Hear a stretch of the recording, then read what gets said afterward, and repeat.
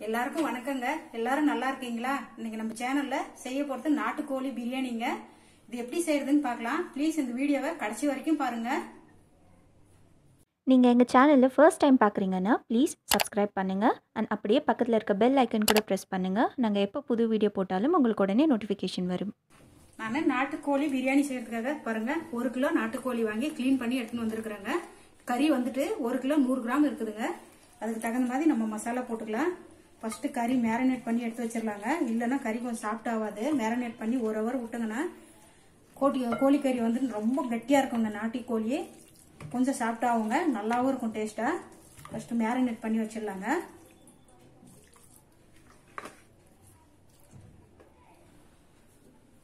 Marinate பண்றதுக்கு 1 cup தயிர் போட்டுக்கிறேங்க. நல்லா புளி தயிர் போடுறேங்க நான், வீட்டு தயிர்.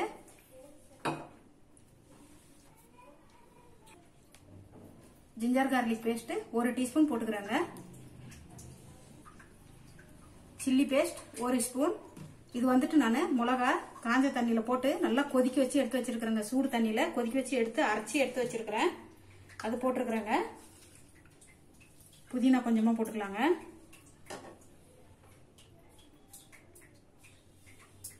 கொஞ்சமா மஞ்சள் பொடி போட்டுக்கலாம். கொஞ்சமா உப்பு சேர்த்துக்கலாங்க. கறி நல்லா டேஸ்ட் கிடைக்கும், அதுக்காக தான். நல்லா கையில மிக்ஸ் பண்ணி எடுத்துக்கலாங்க.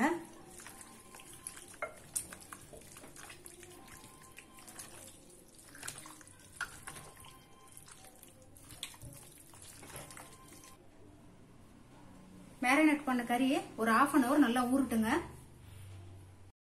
நாட்டுக்கோழி பிரியாணி நம்ம இன்னைக்கு குக்கர்ல செய்ய போறோங்க.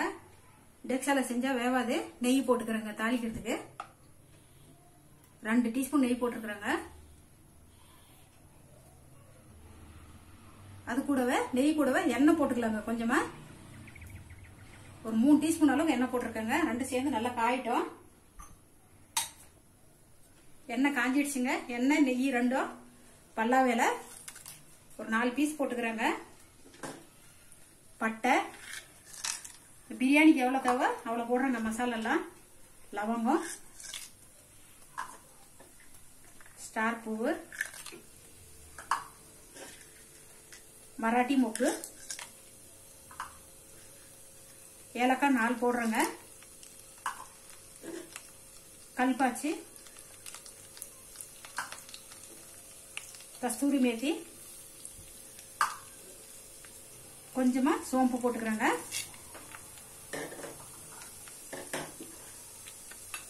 போட்டு இதெல்லாம் கொஞ்ச நேரம் நல்லா வதக்கலாங்க.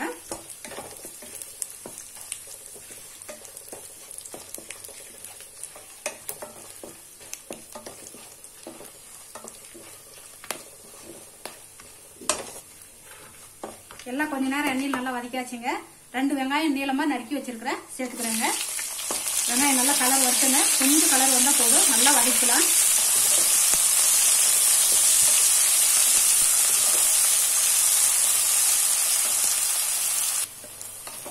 வெங்காயம் நல்லா 1 நிமிஷத்துக்கு மேல நல்லா வதக்கிருக்கிறேங்க. 5 பச்சை மிளகா கட் பண்ணி வச்சிருக்கிறேன், போட்டுக்கிறேங்க. போட்டு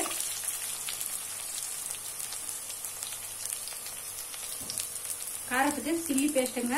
நான் இது வந்துட்டு சூடு தண்ணி நல்லா கொதிக்க வச்சுட்டு அரைச்சி எடுத்து வச்சிருக்கிறேங்க. காரத்துக்கு எவ்வளவு தேவையோ அவ்வளவு போட்டுக்கலாம். 1.5 டீஸ்பூன் போடுறேங்க. நம்ம ஆல்ரெடி சிக்கன்ல போட்டு மேரினேட் பண்ணி எடுத்து வச்சிருக்கிறோம், அதனால அந்த அளவுக்கு போடுங்க. Ginger garlic paste 2 teaspoon போட்டுக்கிறேங்க.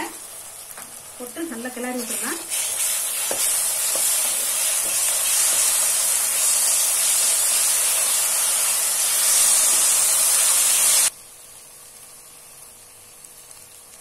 இப்போ நம்ம மேரினேட் பண்ணி வச்சிருக்கிற சிக்கன் சேர்த்துக்கலாங்க. 1/2 மணி நேரம் ஆயிடுச்சு.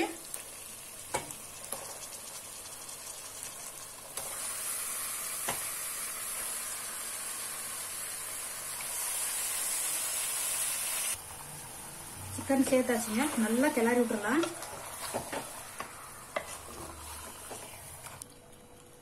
நல்லா மிக்ஸ் பண்ணியாச்சுங்க. ஒரு 5 நிமிஷம் நல்லா வேகட்டும். சிக்கன் சேர்த்ததுக்கு அப்புறம் 5 நிமிஷம் நல்லா வெந்துருச்சுங்க. தக்காளி சேர்த்துக்கிறேன். 5 தக்காளி கட் பண்ணி வச்சிருக்கிறோங்க, அது சேர்த்தாச்சு. மல்லி இலை குட்டி குட்டியா நறுக்குனது, புதினா குட்டி குட்டியா நறுக்குனது, கொஞ்சமா பிரியாணி மசாலா சேர்த்துக்கலாங்க. 1 டீஸ்பூன் சேர்க்குறாங்க போதும். ஜீரக பொடி 1 டீஸ்பூன். பிரியாணிக்கு தேவையான உப்பு சேர்த்துக்கலாங்க. நம்ம ஆல்ரெடி சிக்கன் கூட போட்டு மிக்ஸ் பண்ணி வச்சிருந்தோம். சேர்த்துட்டு மூடி போட்டு நல்லா ஒரு 5 நிமிஷம் இப்படியே விட்டுறலாங்க. நல்லா வெந்து இறங்கி வந்துடும் எல்லாமே. அதுக்கப்புறம் நம்ம மிக்ஸ் பண்ணி எடுத்துக்கலாம்.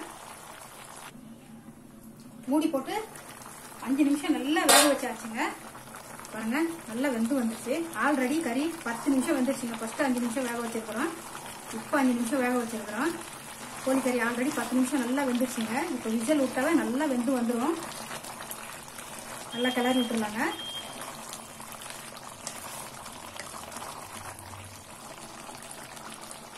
இப்போ நம்ம அரிசி போட்டுக்கலாங்க. சீரக சம்பா அரிசி 1/2 கிலோ அரிசிங்க. நான் 1 கிலோ கறிக்கு 1/2 கிலோ அரிசி போடுறேங்க.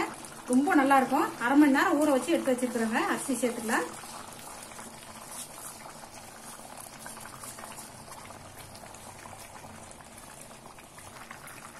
அரிசி சேர்த்தாச்சுங்க, கிளறி விட்டுறலாம்.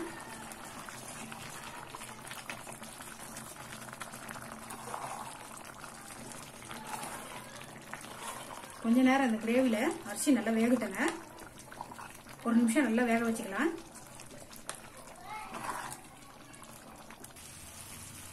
பாருங்க அரிசி போட்டதுக்கு அப்புறம் இருந்த கிரேவி எல்லாம் அரிசி இழுத்துடுச்சுங்க. இப்போ நம்ம தண்ணி போட்டுக்கலாம். அரிசி எந்த கப்புல போட்டோம் அதே கப்புல 1 கப்பு தண்ணி போடுறோங்க. போதும். தண்ணி போட்டாச்சுங்க. நல்லா மிக்ஸ் பண்ணி விட்டுக்கலாம். கறி ஜாஸ்தி இருந்தா ரொம்ப நல்லா இருக்குங்க பிரியாணி சாப்பிடுறதுக்கு.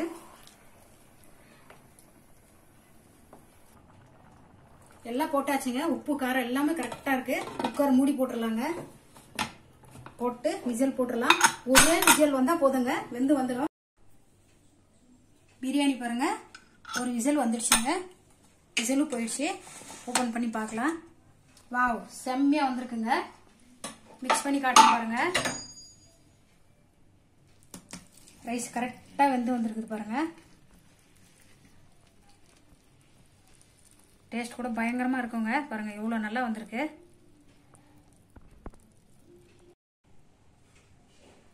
பாருங்க நம்மளோட நாட்டுக்கோழி பிரியாணி ரெடி ஆயிடுச்சுங்க. செஞ்சு சாப்பிட்டு பாருங்க. டிஃப்ரெண்ட் டேஸ்ட் டிஃப்ரெண்டா இருக்குங்க. எங்க வீடியோ பார்த்தவங்க எல்லாருக்கும் மிகப்பெரிய நன்றிங்க. வேற ஒரு வீடியோவோட சந்திக்கலாம். வணக்கங்க. எங்கள் சேனலில் வர ரெசிபீஸ் உங்களுக்கு பிடிச்சிருந்ததுன்னா சப்ஸ்கிரைப் பண்ணுங்கள். அண்ட் அப்படியே ஷேர், லைக் அண்ட் கமெண்ட் பண்ணுங்கள். மறக்காமல் பெல் ஐக்கன் கூட ப்ரெஸ் பண்ணுங்கள்.